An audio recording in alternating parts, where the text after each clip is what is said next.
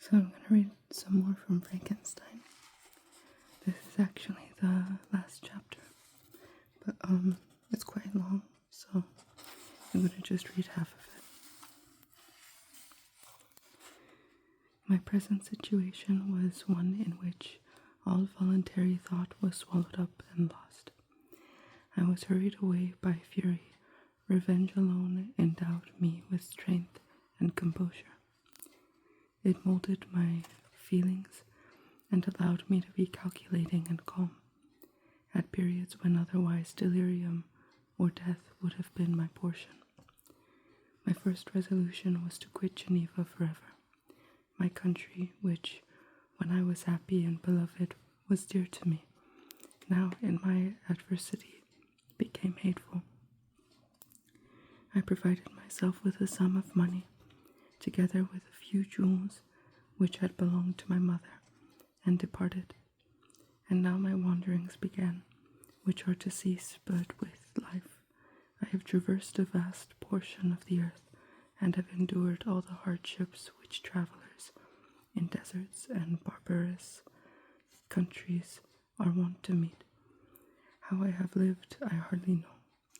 Many times I have stretched my failing limbs upon the sandy plain, and prayed for death, but revenge kept me alive. I dared not die, and leave my adversary in being. When I quitted Geneva, my first labor was to gain some clue by which I might trace the steps of my fiendish enemy. But my plan was unsettled, and I wandered many hours round the confines of the town, uncertain what path I should pursue. As night approached, I found myself at the entrance of the cemetery, where William, Elizabeth, and my father reposed. I entered it and approached the tomb which marked their graves. Everything was silent, except the leaves of the trees, which were gently agitated by the wind. The night was nearly dark, and the scene would have been solemn and affecting, even to an uninterested observer. The spirits of the departed seemed to flit around, and to cast a shadow which was felt but not seen, around the head of the mourner. The deep grief which this scene had at first excited quickly gave way to rage and despair. They were dead, and I lived. Their murderer also lived, and to destroy him I must drag out my weary existence. I knelt on the grass and kissed the earth, and with quivering lips exclaimed, "By the sacred earth on which I kneel, by the shades that wander near me, by the deep and eternal grief that I feel, I swear, and by thee, O night, and the spirits that preside over thee, to pursue the demon which caused this misery, until he or I shall perish in mortal conflict. For this purpose I will preserve my life. To execute this dear revenge will I again behold the sun, and tread the green herbage of the earth, which otherwise should vanish from my eyes forever. And I call on you, spirits of the dead, and on you, wandering ministers of vengeance, to aid and conduct me in my work. Let the cursed and hellish monster drink deep of agony. Let him feel the despair that now torments me."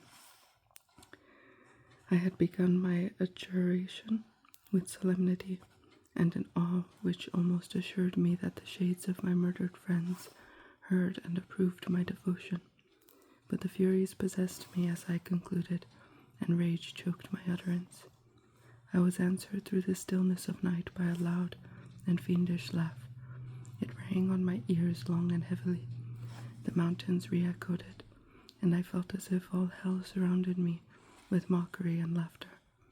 Surely in that moment I should have been possessed by frenzy, and have destroyed my miserable existence, but that my vow was heard, and that I was reserved for vengeance. The laughter died away, when a well-known and abhorred voice, apparently close to my ear, addressed me in an audible whisper. "I am satisfied, miserable wretch. You have determined to live, and I am satisfied. I darted towards the spot from which the sound proceeded, but the devil eluded my grasp. Suddenly the broad disk of the moon arose and shone full upon his ghastly and distorted shape as he fled with more than mortal speed. I pursued him, and for many months this had been my task. Guided by a slight cue, I followed the windings of the Rhone. But vainly. The blue Mediterranean appeared, and by a strange chance, I saw the fiend enter by night and hide himself in a vessel bound for the Black Sea. I took my passage in the same ship, but he escaped, I know not how. Amidst the wilds of Tartary and Russia, although he still evaded me, I have ever followed in his track. Sometimes the peasants, scared by this horrid apparition, informed me of his path. Sometimes he himself, who feared that if I lost all trace of him, I should despair and die, left some mark to guide me. The snows descended on my head, and I saw the print of his huge step on the white plain. To you first entering on life, to whom care is new, and agony unknown, how can you understand what I have felt, and still feel? Cold, want, fatigue, and fatigue were the least pains which I was destined to endure. I was cursed by some devil, and carried about with me my eternal hell.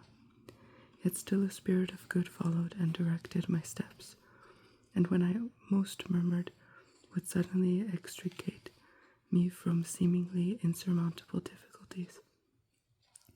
Sometimes, when nature, overcome by hunger, sank under the exhaustion, a repast was prepared for me in the desert, that restored and inspired me. The fare was indeed coarse, such as the peasants of the country ate, but I will not doubt that it was set there by the spirits that I had invoked to aid me. Often when all was dry, the heavens cloudless, and I was parched by thirst, a slight cloud would bedim the sky, shed the few drops that revived me, and vanish.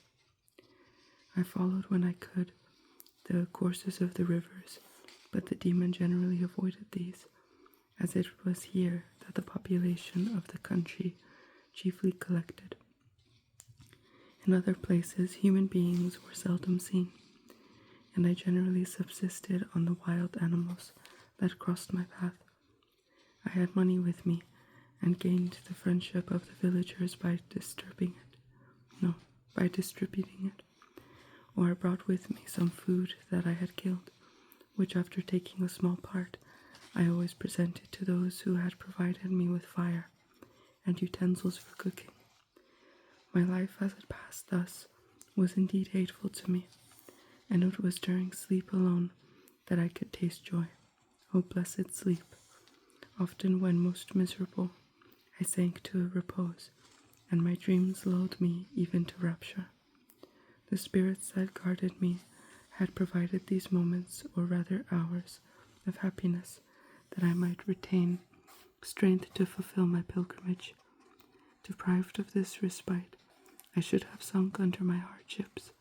During the day I was sustained and inspirited by the hope of night, for in sleep I saw my friends, my wife, and my beloved country. Again I saw the benevolent countenance of my father, heard the silver tones of my Elizabeth's voice, and beheld Clerval enjoying health and youth. Often when wearied by a toilsome march, I persuaded myself that I was dreaming, until night should come, and that I should then enjoy reality in the arms of my dearest friends. What agonizing fondness did I feel for them! How did I cling to their dear forms, as sometimes they haunted even my waking hours, and persuade myself that they still lived. At such moments, vengeance that burned within me died in my heart, and I pursued my path toward the destruction of the demon, more as a task enjoined by heaven as the mechanical impulse of some power of which I was unconscious, than as the ardent desire of my soul. What his feelings were whom I pursued I cannot know. Sometimes indeed he left marks in writing on the barks of trees, or cut in stone, that guided me, and instigated my fury. My reign is not yet over. These words were legible in one of these inscriptions. You live, and my power is complete. Follow me. I seek the everlasting ices of the north, where you will feel the misery of cold and frost, to which I am impassive. You will find near this place, if you follow not too tardily, a dead hare. Eat and be refreshed. Come on, my enemy. We have yet to wrestle for our lives, but many hard and miserable hours must you endure until that period shall arrive. Scoffing devil, again do I vow vengeance. Again do I devote thee, miserable fiend, to torture and death. Never will I give up my search until he or I perish. And then with what ecstasy shall I join my Elizabeth and my departed friends, who even now prepare for me the reward of my tedious toil and horrible pilgrimage. As I still pursued my journey to the northward, the snows thickened, and the cold increased in a degree almost too severe to support. The peasants were shut up in their hovels, and only a few of the most hardy ventured forth to seize the animals whom starvation had forced from their hiding places to seek for prey. The rivers were covered with ice, and no fish could be procured, and thus I was cut off from my chief article of maintenance. The triumph of my enemy increased with the difficulty of my labors. One inscription that he left was in these words: Prepare, your toils only begin. Wrap yourself in furs and provide food, for we shall soon enter upon a journey where your sufferings will satisfy my everlasting hatred. My courage and perseverance were invigorated by these scoffing words. I resolved not to fail in my purpose, and calling on heaven to support me, I continued with unabated fervor to traverse immense deserts until the ocean appeared at a distance and formed the utmost boundary of the horizon. Oh, how unlike it was to the blue seasons of the south, covered with ice. It was only to be distinguished from the land by its superior wildness and ruggedness. The Greeks wept for joy when they beheld the Mediterranean from the hills of Asia, and hailed with rapture the boundary of their toils. I did not weep, but I knelt down, and with a full heart thanked my guiding spirit for conducting me in safety to a place where I hoped, notwithstanding my adversary's Skype, to meet and grapple with him. Some weeks before this period I had procured a sledge and dogs, and thus traversed the snows with inconceivable speed. I know not whether the fiend possessed the same advantages, but I found that as before I had daily lost ground in the pursuit. I now gained on him, so much so that when I first saw the ocean, he was but 1 day's journey in advance, and I hoped to intercept him before he should reach the beach. With new courage, therefore, I pressed on, and in 2 days arrived at a wretched hamlet on the seashore. I inquired of the inhabitants concerning the fiend, and gained accurate information.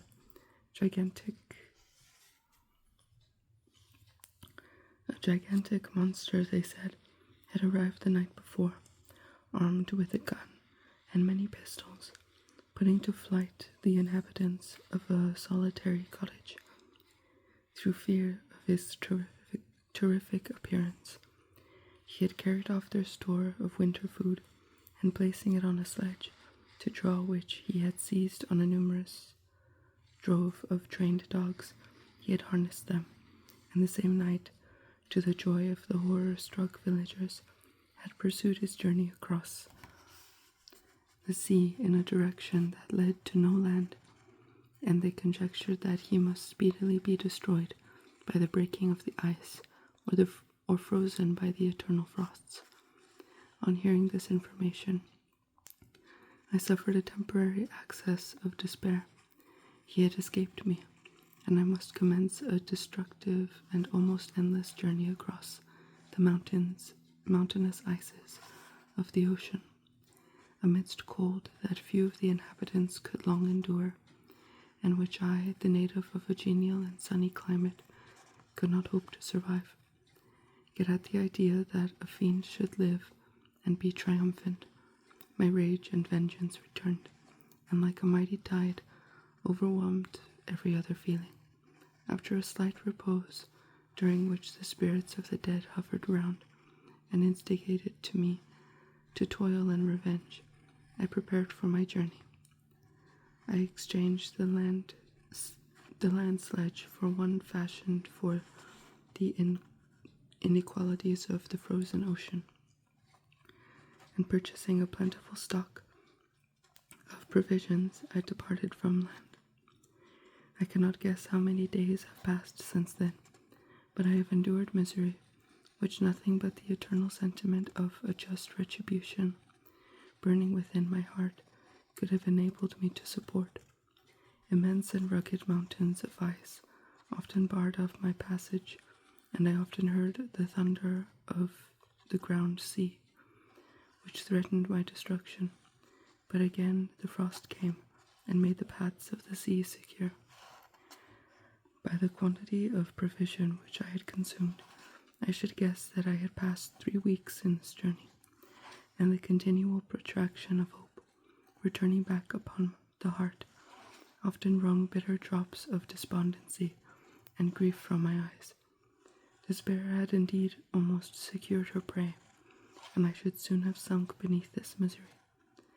Once after the poor animals that conveyed me had with incredible toil gained the summit of a sloping ice mountain, and one, sinking under his fatigue, died. I viewed the expanse before me with anguish, when suddenly my eye caught a dark speck upon the dusty plain. I strained my sight to discover what it could be, and uttered a wild cry of ecstasy, when I distinguished a sledge and the distorted proportions of a well-known form within. Oh, with what a burning gush did hope revisit my heart! Warm tears filled my eyes, which I hastily wiped away, that they might not intercept the view I had of the demon. But still my sight was dimmed by the burning drops, until, giving way to the emotions that oppressed me, I wept aloud. But this was not the time for delay. I disencumbered the dogs of their dead companion, gave them a plentiful portion of food, and after an hour's rest, which was absolutely necessary, and yet which was bitterly irksome to me, I continued my route. The sledge was still visible, nor did I again lose sight of it, except at the moments when for a short time some ice rock concealed it with its intervening crags. I indeed perceptibly gained on it, and when after nearly 2 days' journey I beheld my enemy at no more than a mile distant, my heart bounded within me. But now, when I appeared most within grasp of my foe, my hopes were suddenly extinguished, and I lost all trace of him more utterly than I had ever done before. A ground sea was heard, the thunder of its progress, as the waters rolled and swelled beneath me, became every moment more ominous and terrific. I pressed on, but in vain. The wind arose, the sea roared, and as with the mighty shock of an earthquake, it split and cracked with a tremendous and overwhelming sound. The work was soon finished. In a few minutes, a tumultuous sea rolled between me and my enemy, and I was left drifting on a scattered piece of ice that was continually lessening, and thus preparing me for a hideous death. In this manner, Many appalling hours passed. Several of my dogs died, and I myself was about to sink under the accumulation of distress when I saw your vessel riding at anchor, and holding forth to me hopes of succor and life. I had no conception that vessels ever came so far north, and was astounded at the sight. I quickly destroyed parts of my sledge to construct oars, and by these means was enabled, with infinite fatigue, to move my ice raft to the direction of your ship. I had determined, if you were going southwards, still to trust myself to the mercy of the seas, rather than abandon my purpose, and I hoped to induce you to grant me a boat with which I could pursue my enemy. But your direction was northwards. You took me on board when my vigor was exhausted. I should have sunk under my multiplied hardships into a death which I still dread, for my task is unfulfilled. Oh, when will my guiding spirit, in conducting me to the demon, allow me the rest I so much desire? Or must I die, and he yet live? If I do, swear to me, Walton, that he shall not escape, that you will seek him and satisfy my vengeance in his death. And do I dare to ask of you to undertake my pilgrimage, to endure the hardships that I have undergone? No, I am not so selfish. Yet when I am dead, if he should appear, if the ministers of vengeance should conduct him to you, swear that he shall not live. Swear that he shall not triumph over my accumulated woes, and survive to add to the list of his dark crimes. He is eloquent and persuasive, and once his words had even power over my heart. But trust him not. His soul is as hellish as his form, full of treachery and fiend-like malice. Hear him not. Call on the names of William, Justine, Clerval, Elizabeth, my father, and of the wretched Victor, and thrust your sword into his heart. I will hover near, and direct the steel aright. Walton, in continuation. August 26th. You have read this strange and terrific story, Margaret, and do you not feel your blood congeal with horror, like that which even now curdles mine? Sometimes seized with sudden agony, he could not continue his tale. At others, his voice broken yet piercing, uttered with difficulty the words so replete with anguish. His fine and lovely eyes were now lighted up with indignation, now subdued to downcast sorrow, and quenched in infinite wretchedness. Sometimes he commanded his countenance and tones, and related the most horrible incidents with a tranquil voice, suppressing every mark of agitation. Then, like a volcano bursting forth, his face would suddenly change to an expression of wildest rage, as he shrieked out imprecations of his persecutor. His tale is connected and told with an appearance of the simplest truth. Yet I own to you that the letters of Felix and Safie, which he showed me, and the apparition of the monster seen from our ship, brought to me a greater conviction of the truth of his narrative than his asseverations, however earnest and connected. Such a monster has, then, real existence. I cannot doubt it, yet I am lost in surprise and admiration. Sometimes I endeavored to gain from Frankenstein the particulars of his creature's formation, but on this point he was impenetrable. "Are you mad, my friend?" said he, "or whither does your senseless curiosity lead you? Would you also create for yourself and the world a demoniacal enemy? Peace, peace, learn from my misery, and do not seek to increase your own." Frankenstein discovered that I made notes concerning his history. He asked to see them, and then himself corrected and augmented them in many places, but principally in giving the life and spirit to the conversations he held with his enemy. Since you have preserved my narration, said he, I would not that a mutilated one should go down to posterity. Thus has a week passed away, while I have listened to the strangest tale that ever imagination formed. My thoughts and every feeling of my soul have been drunk up by the interest for my guest, which this tale and his own elevated and gentle manners have created. I wish to soothe him, yet can I counsel one so infinitely miserable, so destitute of every hope of consolation to live. Oh no, the only joy that he can now know will be when he composes his shattered spirit to peace and death. Yet he enjoys one comfort, the offspring of solitude and delirium. He believes that when in dreams he holds converse with his friends, and derives from that communion consolation for his miseries, or excitements to his vengeance, that they are not the creations of his fancy, but the beings themselves who visit him from the regions of a remote world. This faith gives a solemnity to his reveries that render them to me almost as imposing and interesting as truth. Our conversations are not always confined to his own history and misfortunes. On every point of general literature, he displays unbounded knowledge and a quick and piercing apprehension. His eloquence is forcible and touching, nor can I hear him when he relates a pathetic incident or endeavors to move the passions of pity or love without tears.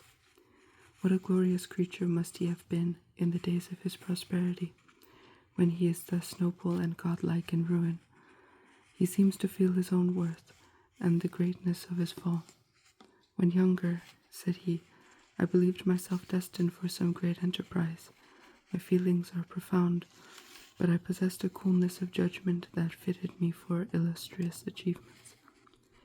The sentiment of the worth of my nature supported me when others would have been oppressed, for I deemed it criminal to throw away in useless grief those talents that might be useful to my fellow creatures.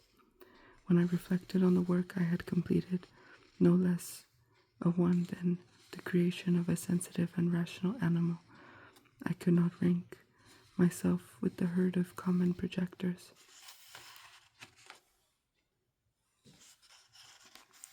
But this thought, which supported me in the commencement of my career, now serves only to plunge me lower in the dust.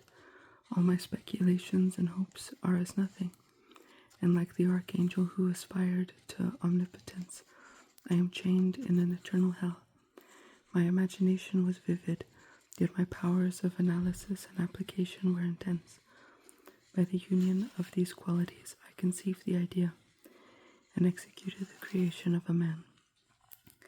Even now I cannot recollect. Without passion, my reveries while the work was incomplete. I trod heaven in my thoughts, and now exulting in my powers, now burning with the idea of their effects. From my infancy I was imbued with high hopes and a lofty ambition, but how am I sunk? Oh, my friend, if you had known me as I once was, you should not recognize me in this state of degradation.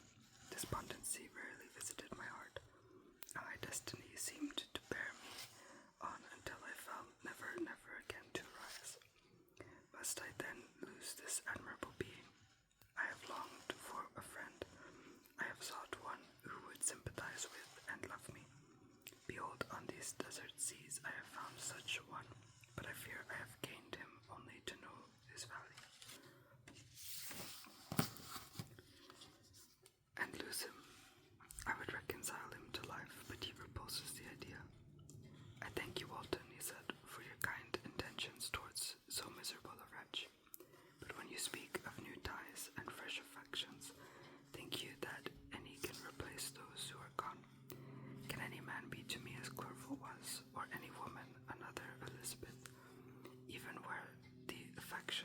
so strongly moved by any superior excellence.